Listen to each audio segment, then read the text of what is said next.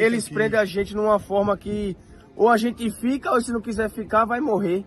O Brasil vê com horror o trabalho escravo se perpetuar. Enquanto isso, deputados federais articulam um projeto para acabar com a justiça do trabalho e a estrutura que possibilita as investigações.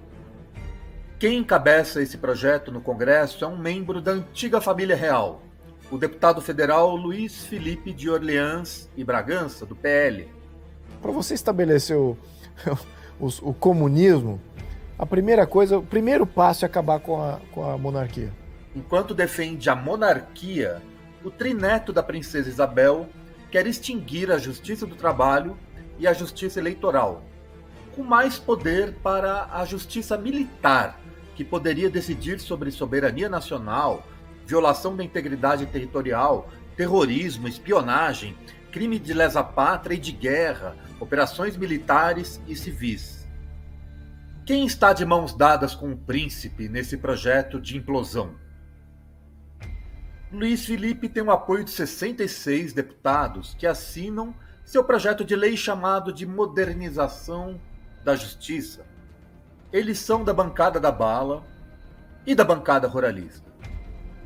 Pelo menos 9 tiveram apoio público da indústria de armas, como Mário Frias, ex-secretário da Cultura de Bolsonaro, que andava com revólver nas repartições públicas, e Paulo Bilinski, do PL de São Paulo, acusado de matar sua ex-namorada. Entre os ruralistas da bala que apoiam o príncipe está Marcos Polon, do PL do Mato Grosso do Sul, que criou o ProArmas, um agrupamento para defender um país livre. Ele é diretor de Segurança no Campo da Frente Parlamentar da Agropecuária, a FPA. Outra deputada armamentista é a coordenadora de Alimentação e Saúde da FPA, Bia Kicis, do PL do Distrito Federal. 20 dos 66 deputados que apoiam o príncipe são da FPA, da bancada ruralista, inclusive a deputada Carla Zambelli, uma armamentista extrovertida. Mais uma do PL, o partido de Bolsonaro é responsável por 43 das 66 assinaturas.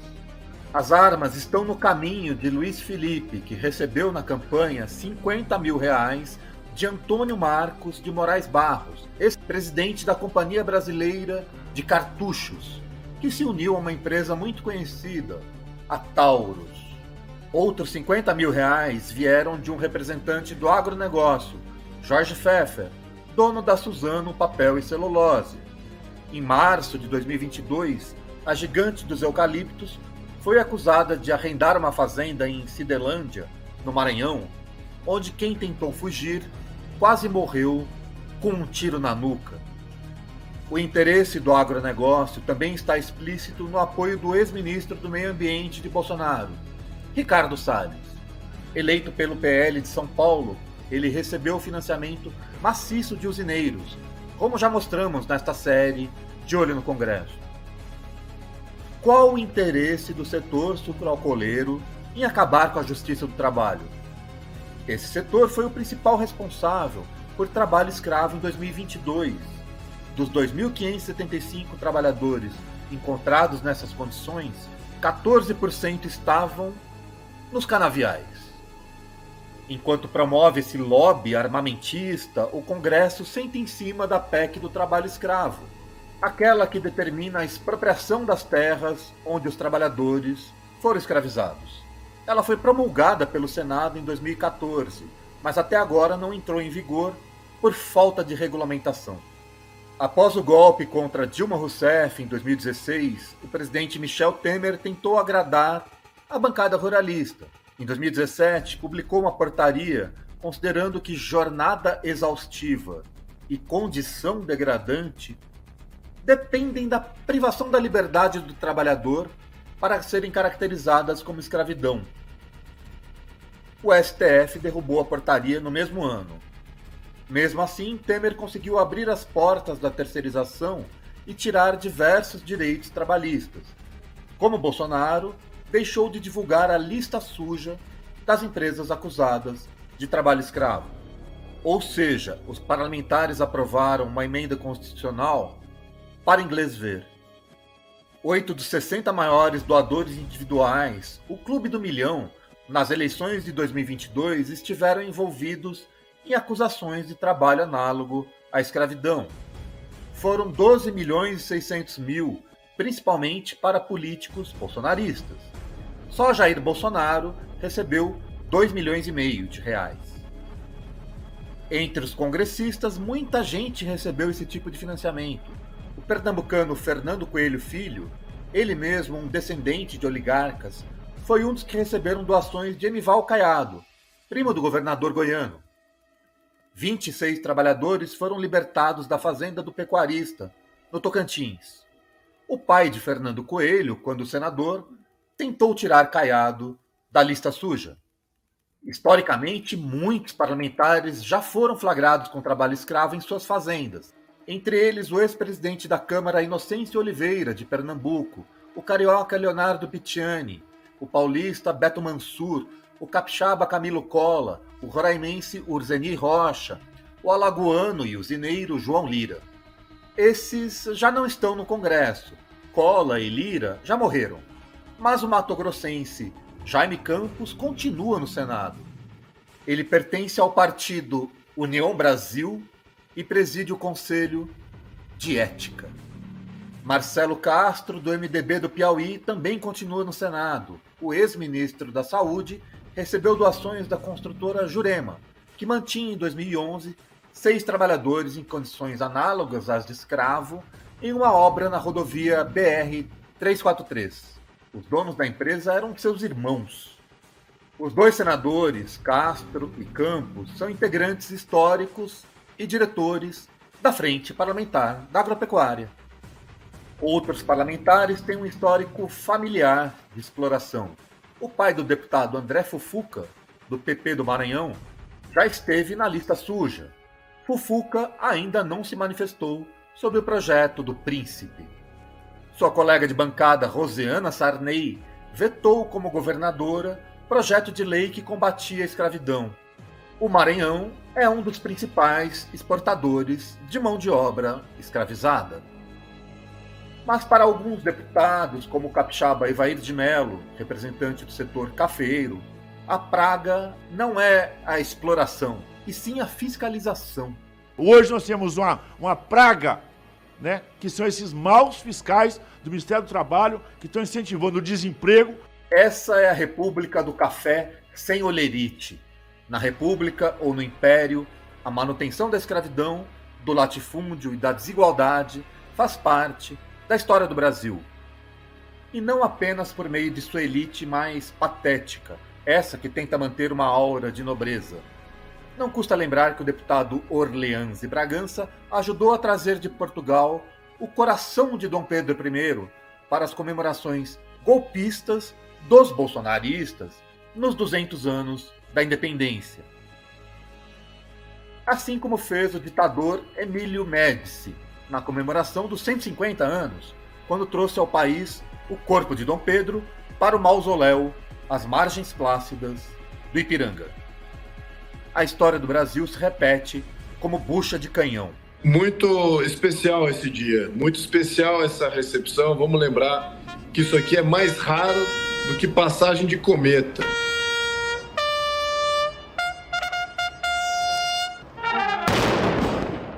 De olho no trabalho, de olho no Congresso, de olho nos ruralistas.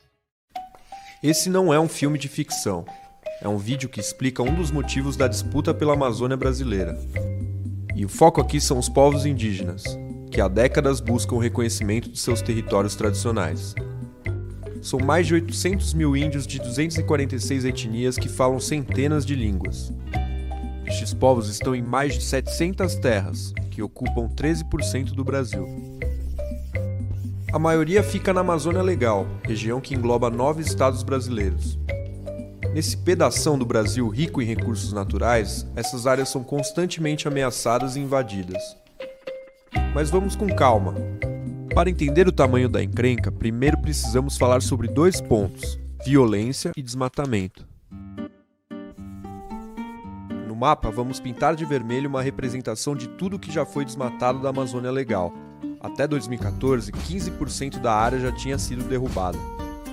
Mas pouco disso acontece em terras indígenas. Fora delas, a taxa de desmatamento é 11 vezes maior. O resultado são essas ilhas de cobertura vegetal.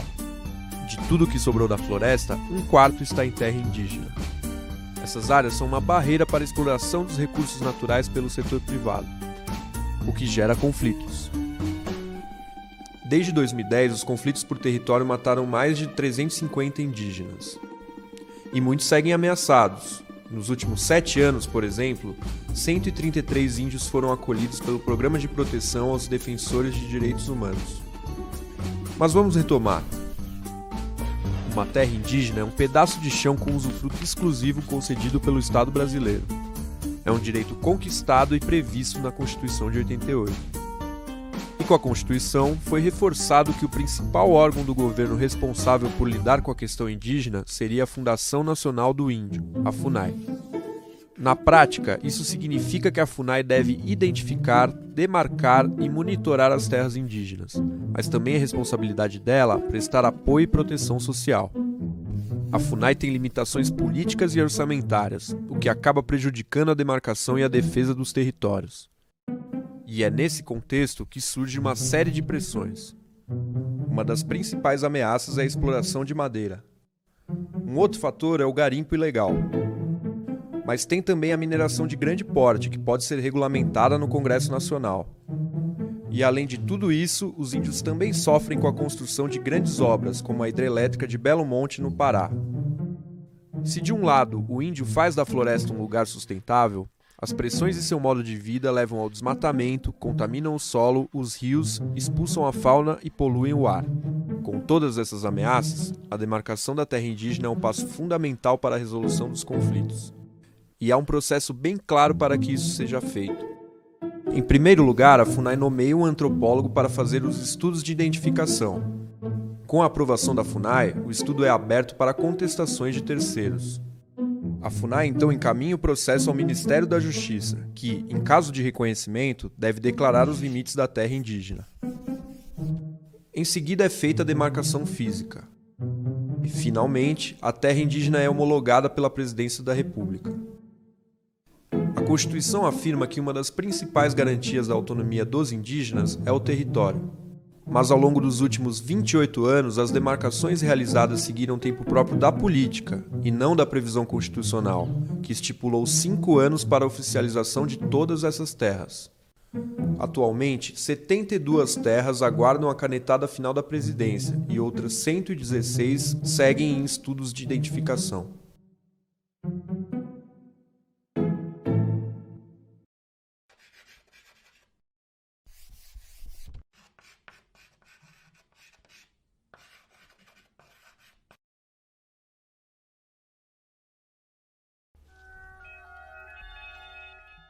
No Abril Vermelho, a MST busca reocupar o INCRA, tirando bolsonaristas dos comandos regionais. O desafio começa por César Lira, de Alagoas, primo do presidente da Câmara. Já os quilombolas comemoram a revogação de atos bolsonaristas. O mapa da lama mostra onde estão as barragens que podem romper. No De Olho na Cultura, conheça Soicuba, um retrato da luta camponesa antes da Revolução. Vem com a gente para mais um De Olho na Resistência. Essa luta é nossa, essa luta é do povo, é só lutando que constrói um Brasil.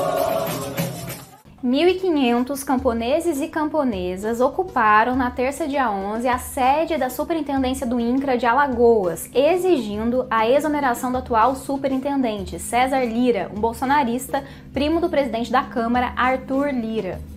A ação, que contou com 8 organizações, incluindo CPT, FNL e Movimento Terra Livre, faz parte da 26ª Jornada Nacional de Lutas em Defesa da Reforma Agrária.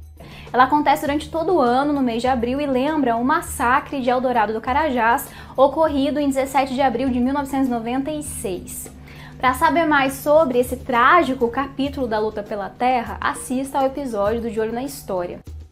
Em 2023, reocupar o INCRA é uma das bandeiras do Movimento dos Trabalhadores Rurais Sem Terra, o MST. E nós temos preocupações ainda no âmbito do MDA com a nomeação dos demais cargos do INCRA, que ainda estão demorando muito.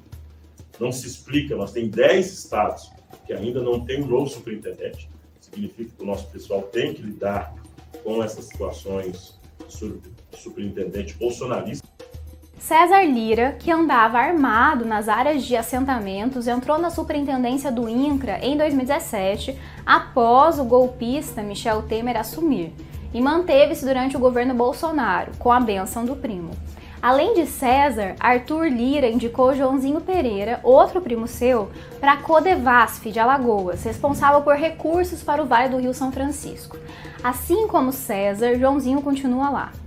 Para conhecer o poder de Arthur Lira, ou melhor, do clã Lira, assista ao episódio Os Laços do Coronel, no De Olho no Congresso, link na descrição. Um dos traços do Coronel Lira é trabalhar contra os movimentos sociais. A Frente Parlamentar da Agropecuária, FPA, que articula a abertura de uma CPI do MST para criminalizar o movimento, conta com apoio incondicional do presidente da Câmara, que também integra a bancada. Apesar do protesto contra a situação das superintendências regionais, o MST coloca como prioridade trabalhar junto com o governo. Primeiro, a tarefa nossa é defender o governo Lula. Nós ajudamos a eleger o governo Lula, nós somos parte desse campo político que fez a campanha, que lutou contra o golpe, que lutou contra o bolsonarismo. Então essa é a primeira tarefa nossa. Assim, no tradicional Abril Vermelho, o MST fala em ações, manifestações e reuniões com o governo federal para discutir a pauta de novos assentamentos e créditos rurais, e um plano nacional de reforma agrária a ser fechado até dezembro. Ocupações haverão, como a ocorrida na madrugada de 3 de abril, quando cerca de 250 famílias entraram no engenho Cumbe, em Timbaúba, zona da Mata de Pernambuco. No entanto, elas serão em menor escala que em outros anos. Nós estamos dizendo que não há nenhuma jornada de ocupação de terra. Por que é importante dizer isso? Porque jornada de ocupação de terra, quando o MST organiza, é quando tem 60, 80, 200 ocupações, como nós já fizemos. Em 2022, o MST fez 40 ocupações. Neste ano foram 16. Para o movimento, a prioridade é assentar cerca de 60 mil famílias sem terra que estão acampadas há 5 ou 10 anos.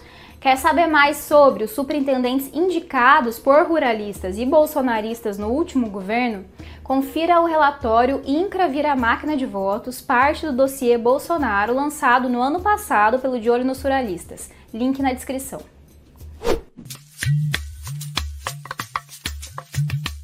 Em 6 de abril foram revogados atos de Bolsonaro que tiravam o direito de autorreconhecimento de territórios quilombolas. A CONAC considerou a decisão um marco histórico em sua luta. O presidente da Fundação Cultural Palmares, João Jorge Rodrigues, acabou com a possibilidade de órgãos públicos barrarem a certidão de autorreconhecimento, o que violava o direito constitucional da autoatribuição da identidade coletiva. A CONAC atua em 3.500 comunidades em 17 estados. No entanto, há centenas de quilombos que ainda procuram reconhecimento. A luta contra os impactos das usinas de energia solar e eólica no semiárido da Paraíba e Pernambuco foi apresentada ao governo federal e ao Senado. Integrantes da 14ª Marcha pela Vida das Mulheres e pela Agroecologia, ocorrida em março, reivindicam uma mesa de diálogo interministerial para tratar do tema, que já foi tratado na última temporada do De Olho na Resistência.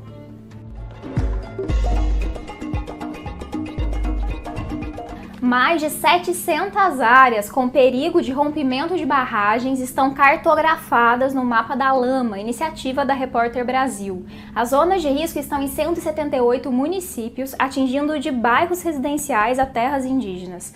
No mapa é possível localizar cada uma das barragens, a empresa responsável, o produto, o município e se houve ou não fiscalização federal. Boa parte dessas barragens recebeu análise de categoria de risco e dano potencial. Com essas informações, o mapa traz a possível região afetada após 30 minutos de rompimento e os impactos posteriores. Para saber mais, link na descrição. Lançada em 1964, Soy Cuba retrata a vida do país antes da Revolução Cubana de 1959, a partir de 4 histórias diferentes. Da luxúria dos cassinos e hotéis à exploração dos camponeses nas plantações de cana-de-açúcar, da mobilização estudantil pela Revolução aos ataques do exército do ditador Fulgêncio Batista em Sierra Maestra. Dirigido pelo soviético Mikhail Kalatozov, ganhador da Palma de Ouro do Festival de Cannes em 1958 pelo filme Quando Voam as Cegonhas, Soy Cuba foi uma mega produção envolvendo mais de 200 pessoas. Mas, como peça de propaganda soviética, o longa não vingou. Soy Cuba acabou caindo no esquecimento e foi redescoberto pelos cineastas Martin Scorsese e Francis Ford Coppola, que restauraram a película nos anos 90, tornando-se uma referência cult com suas longas tomadas e planos inusitados. Aliás, a presença de Kalatozov em Cuba acabou influenciando na formação do Instituto Cubano de la Arte e Indústria Cinematográficos, uma referência mundial para produtores de cinema até hoje. A questão do campo é um tema comum na obra do cineasta. Um dos seus primeiros filmes, Saudis Vanetia, de 1930, um documentário que mostra a vida de camponeses em um vilarejo na Geórgia, país de origem de Kalatozov. Em O Primeiro Escalão, de 1955, ele conta uma história de amor tendo, como pano de fundo, as dificuldades para a implantação da reforma agrária na União Soviética. Em Soy Cuba, conta-se a história de Pedro, um camponês que depois de anos de exploração é informado que as terras onde trabalha foram vendidas para uma empresa dos Estados Unidos. Numa cena eloquente, bem ao estilo do diretor, Pedro se revolta e incendeia sua casa e plantação.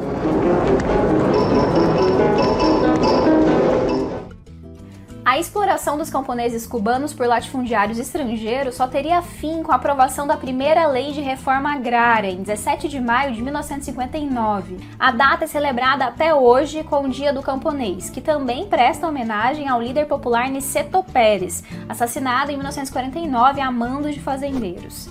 Antes da Revolução, apenas 3% dos proprietários controlavam 57% das terras cubanas. Com a lei, esses imóveis foram redistribuídos entre trabalhadores rurais e cooperativas. A desigualdade em Cuba era bem parecida com a que conhecemos no Brasil de hoje. Menos de 1% dos proprietários rurais detém 45% da área agrícola no país. De olho no cinema, de olho na resistência, de olho nos ruralistas. Vámonos, mi Guajira, vámonos para La Habana, vámonos, mi Guajira, arranca para la ciudad. A mí me gusta el guateque y échale a mi gallo ron, la marca y el pajareque y tu cintura. ¡Pablo!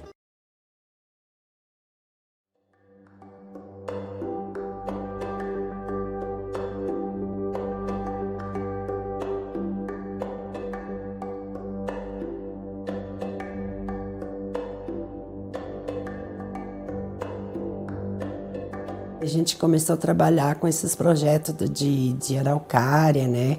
Porque tá tudo proibido, não pode mais se extrair a madeira. A gente começou a agregar valor no pinhão, que é o fruto do pinhão, e a gente começou a descascar e fazer paçoca. A gente fazia mudas de araucária, né? A gente participou de um projeto da Universidade Federal de Santa Catarina, né? Onde ajudou nós a desenvolver esses conhecimentos, porque não precisava nós tirar o araucária, que o fruto da araucária dava mais lucro do que se nós derrubasse ela, né?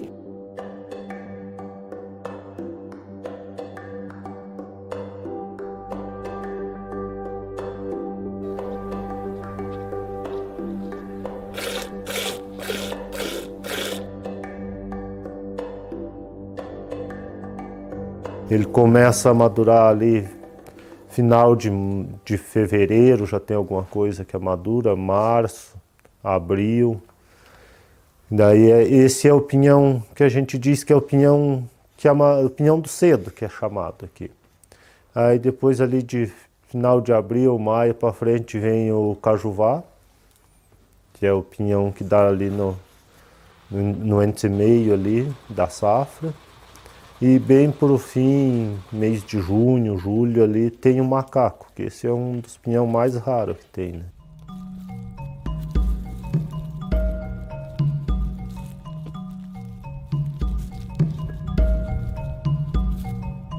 Essa pecada é feita da grinfa do pinheiro, né? Aí ela cai no chão, a gente junta a própria grinfa do pinheiro, amontoa, arruma os pinhão em cima ali, põe fogo naquelas grinfas, deixa ali em torno de uns 5 minutos mais ou menos para ele cozinhar o pinhão, né? Numa safra boa, tipo esse ano agora, que foi uma safra boa para nós, de 10 a 15 araucária, você tirou 700, 800 pinhas por dia.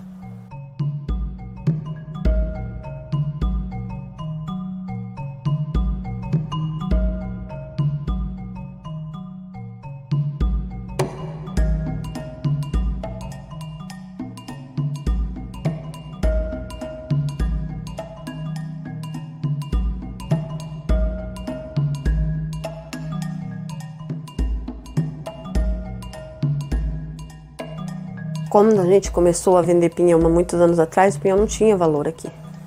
Tirava um saco de pinhão, tu vendia centavos.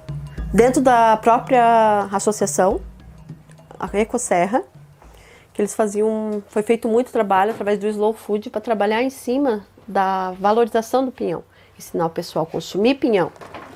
Então foi feito vários eventos, fazendo caderno de receita, ia levando, ensinar o pessoal a consumir o pinhão mesmo.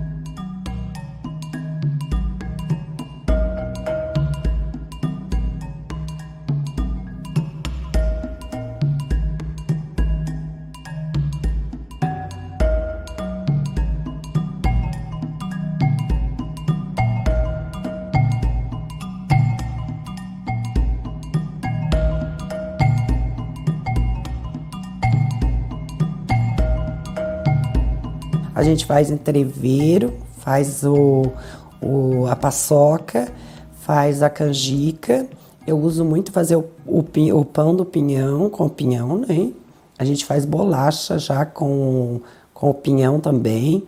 Então a gente faz omelete de pinhão, faz nhoque de pinhão, faz vários tipos de prato, né? Para servir na propriedade para os visitantes, né?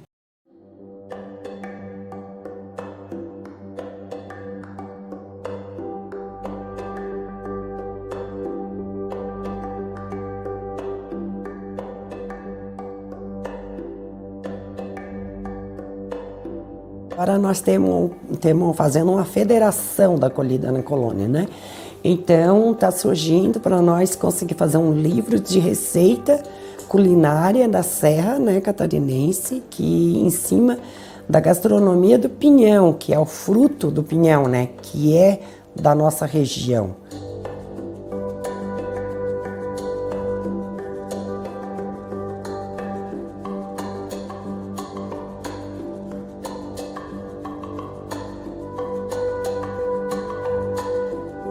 Quem entra na agroecologia para ganhar dinheiro, ele vai ser no mínimo frustrado, porque não é essa a metodologia da agroecologia, e sim você se alimentar bem, você ter um estilo de vida saudável.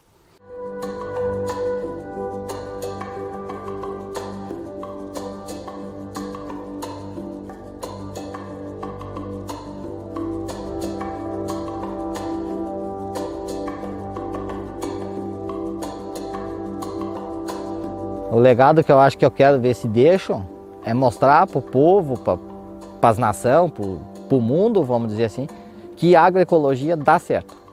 Se você souber trabalhar com agroecologia, saber trabalhar com a natureza, você consegue tirar recurso da natureza para sobreviver sem ser preciso desmatar, sem ser preciso acabar com a água, sem ser preciso destruir a natureza.